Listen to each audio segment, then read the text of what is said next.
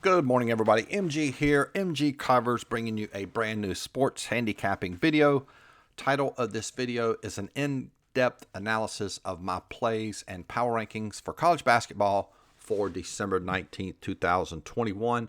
We're going to give you all my plays that I played yesterday, as well as we're going to grade my power rankings and give you some really good tips on handicapping college basketball. Before we do that, as always, if this is your first time watching one of my videos, greatly appreciate you subscribing to the channel. We are so close to hitting 1,000 subs.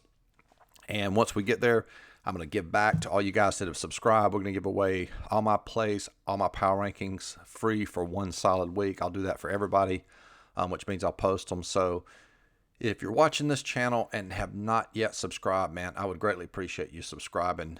That would help me out a lot. If you want to follow me on social media, I'm MGCovers, cover spelled with a Z. Give out a ton of content on Instagram.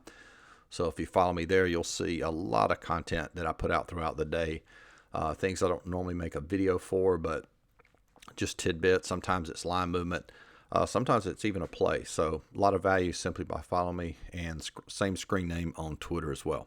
All right, so let's dive into it. What you're looking at, these are my power rankings from yesterday. And I'm going to show you, we're going to look at all the plays with value via my line, compare that to what the results, and actually show you what I actually played yesterday. All right, so we'll dive into it. First game that had value was Mass Lowell. And my model is based on defensive stats. I know that sounds crazy. Talked about this on Instagram yesterday. So many things in sports betting, what you think wouldn't work actually does work. Like, you would think, well, there's no way a model that just has defensive stats would work, because in any sport, in order to win, you have to score points. I know that sounds right, but sounds right on paper, right? But in reality, for me, this model has been very successful. I had offensive stats in it many years ago, and then, of course, one day I just said, you know what, I think this would work better if we took out the offensive stats. So it's nothing but defensive stats, and very successful model. And what you find is, more times than not, a better defensive team, especially in college basketball, will beat the better offensive team. You've seen this with the Cleveland Cavaliers. I think they've covered, 14 games straight in the NBA. Really good defensive team. I think people overlook that. So in the NBA, everybody can score. So what determines generally the outcome more times than not is a team that plays better defense in that specific game. And that is very true in college hoops. So let's dive into it. What we're looking for is at least a 5-point differential. What I mean by that is a 5-point differential in favor of my power rankings as opposed to the sports book. That gives us enough margin to where we consider that a potential play. And of course, we handicap the game situationally. So the model is the statistical side. Then if we have value there, we handicap several situational angles. If we have several situational angles in our favor, maybe it's a home team, maybe that team's in good form, we have positive line movement, then we'll pull the trigger, and that would be a play. All right, so the first one was Mass Lowell, minus 12. My line, they actually won by 8. So we had a 6.5 point differential. No, a 7-point differential. So we had at least at 5 Mass Lowell, home team. Again, anytime you play a home team, nothing wrong with, you're always going to be a statistical advantage in college basketball because they win 70% of the time. So in order to win, I know this sounds silly, but you have to score more points than the away team. So you're already, quote, getting points per se by playing a home team. And so you can't go wrong playing a home team. I didn't personally play this one, but they actually covered here. All right, next one, moving along, that had value of Fairfield. We had Fairfield minus 11.5. They were getting +2. We actually played it, I think, when it was like +5. I actually played Fairfield on the money line at +170. They were a really solid team. They had played well on the road. Even though this was a loss, it was a really good wager. The reason I'm showing green here is I'm just showing, I'm grading the power rankings, whether or not they covered or not. Not considering money line plays, just whether they covered. But this was a good wager. Went to overtime. In regulation, Fairfield had a chance to win it. So, again, going back to my theory about the 50-50 concept, which is kind of what this game was, UMass was really good at home. I think they were like 4-2, but Fairfield had shown they had won on the road as well. But, again, I still believe this was a solid wager, just didn't cash. But they did cover. All right, moving along. Next game with value was the Northern Illinois, Illinois-Chicago. Illinois-Chicago got out to a huge start here. And this was a really bad line, in my opinion. Sportsbooks, both these teams were not that good. Sportsbooks made Illinois-Chicago the favorite -10. My line had Northern Illinois -1. And again, you can see that, my line was a lot more accurate than the sportsbook line here. Now, this is important. We actually played this game. We played Northern Illinois, took the points at, I think I played it at +10, maybe +10.5. I can't remember. The average is very important. Average margin of victory, believe it or not, it's the same in college basketball as it is in NBA. It's 11 points. So when the books are giving you that amount of points, I mean, there's exceptions to the rule and everything in sports betting, right? But just being a smart, quote, investor, smart handicapper, when you're getting that many points, it's wise to take it as opposed to playing it on the money line. Like the Fairfield game, that was like, I think maybe it was +5 when I actually played it, maybe +4.5, I can't remember. But that situation where it's that small of amount, we played it on the money line, and I would recommend doing that because we know we're going to hit at least half of those, +170. You can watch that video on the 50-50 concept. So again, good wager, but in this particular example, when they're giving you that many points, advantageous to take the points. And that was a win there. Both those teams were not good. So it's crazy we were getting that amount of points and that won. All right, moving along. Next game here was, I think this is a really good one. Air Force. Did I pass it? Let's see here. Maybe I did. Yeah, here we go. Air Force, Arkansas State. All right, now we have Air Force -5. They were getting +5, so that was a 10-point differential. And just because the differential is big, that doesn't mean it's a better play. That's not what that means. That's just how the numbers work, really. Again, we want to have at least a 5-point differential, but just because that was a huge differential doesn't necessarily mean that it's an automatic play. Again, we're just trying to establish whether or not we have value, and then we handicap situational angles. And I think this is really important. I'm going to show you this. See, look at Air Force here. This was why I did not play this game, and I didn't cap it much beyond that. You can see here, Air Force, their last game was December the 8th, and then their next game was 11 days away. So they had an 11-day gap, and I've talked about this in sports betting, and this is true of so many things in life. Those of you that play golf, imagine if I don't play golf for 11 days or don't practice for 11 days, my game is going to be extremely rusty. It just is. And it's the same with athletes, or same with working out. Imagine if you're working out regularly every single day, you don't work out for 11 days, then you go back into the gym on that 11th day.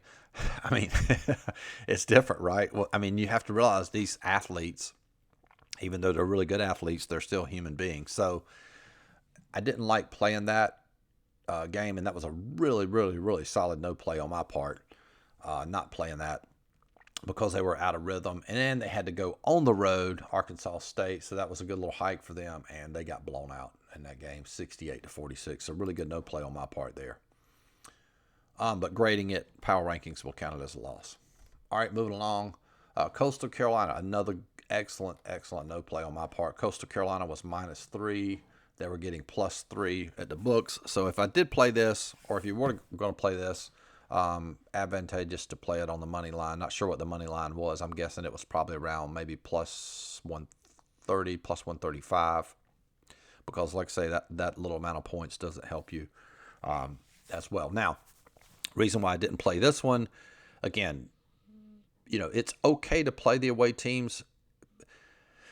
We played, I'll show you that in a second. We played Providence in West Virginia. Both those teams were on the road, and both of them cashed as huge money line dogs on Saturday.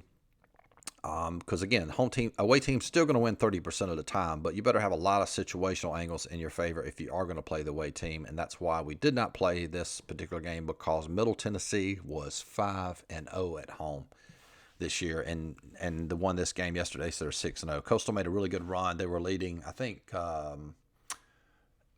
a lot during that game, and just couldn't pull off the victory. Again, hard to win on the road. And when you factor in Middle Tennessee was 5-0, which is the reason why I passed on that particular game. So, but grading at power rankings, that was a loss. All right, Old Dominion and Richmond. Let's see, we had Richmond -1. Old Dominion -1. And again, same deal here. If you're going to play this, they were giving you +10. I didn't personally play this, but you could see Old Dominion. Can't remember why. I don't have my notes from yesterday. Maybe just take a peek at this. Let's see. Lost 1-1. Lost. Yeah, I'm not really sure. I don't have my notes in front of me. But anyway, yeah, so in this situation, if you were going to play it, you take the points there, right?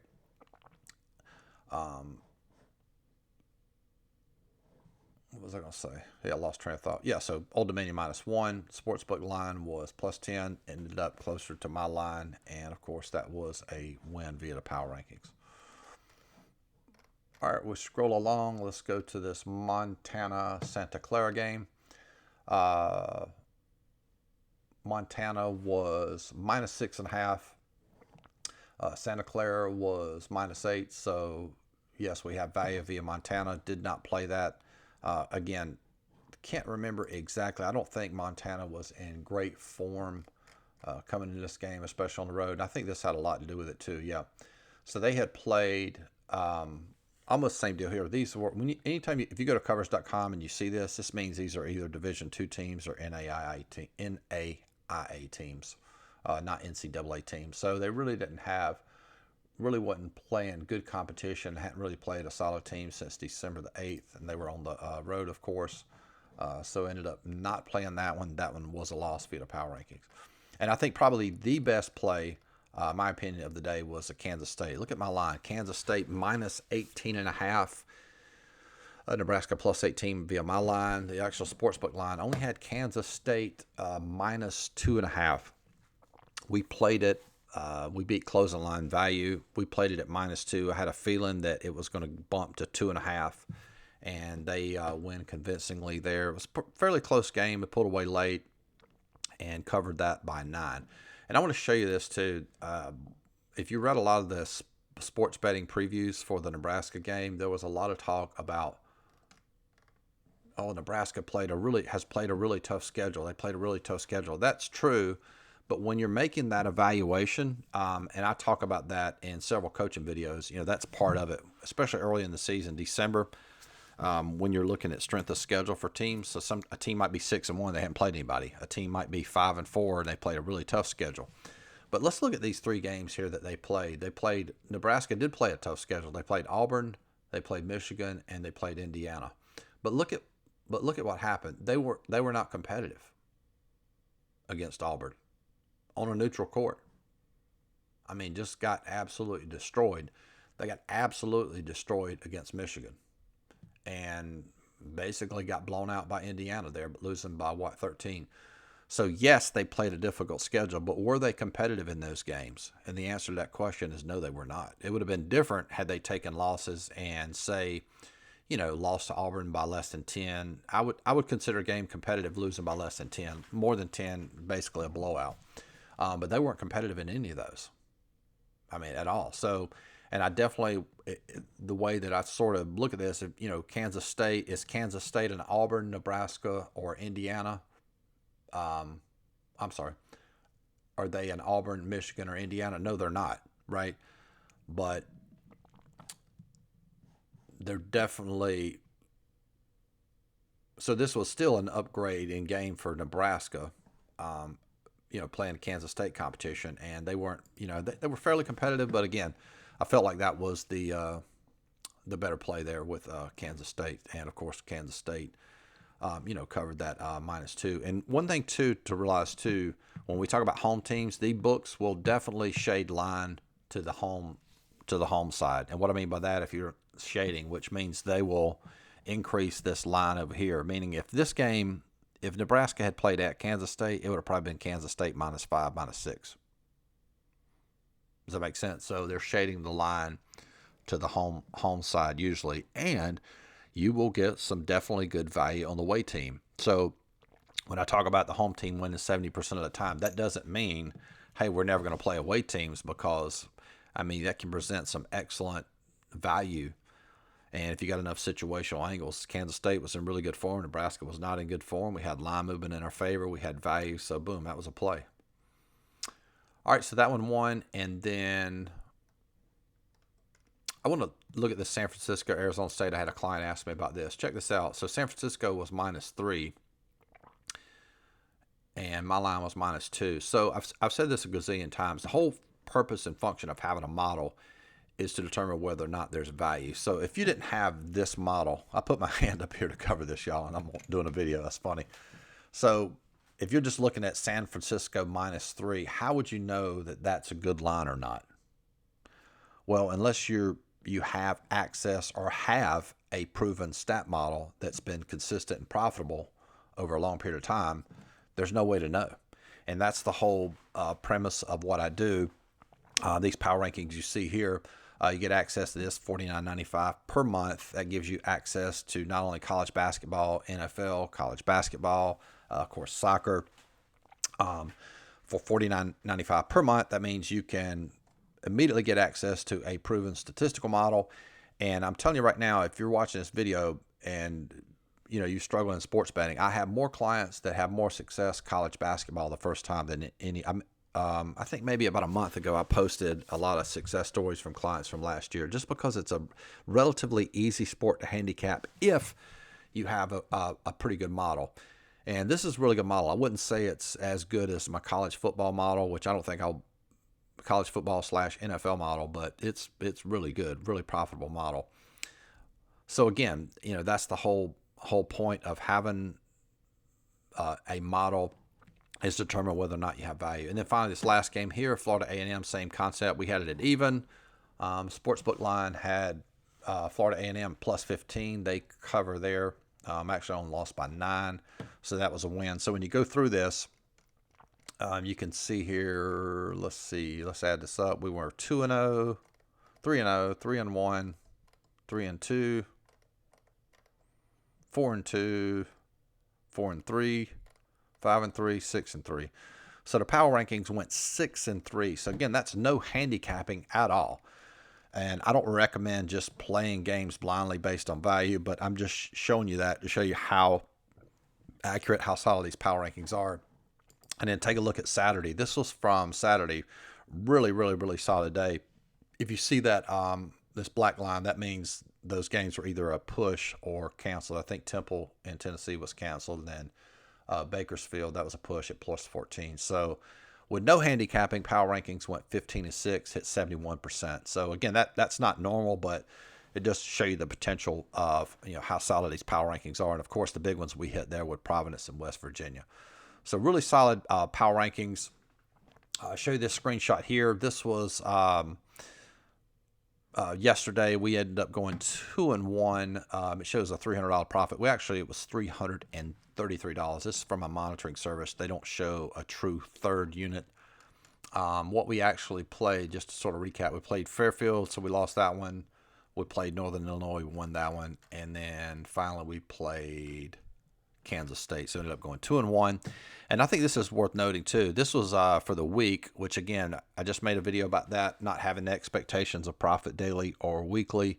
The first point, you should, quote, expect a profit will be monthly, but my monitoring service breaks it down this way, so I'll show it. You can see here we were 6-7, so that should be a losing week, but actually turned a profit at 0.44 units.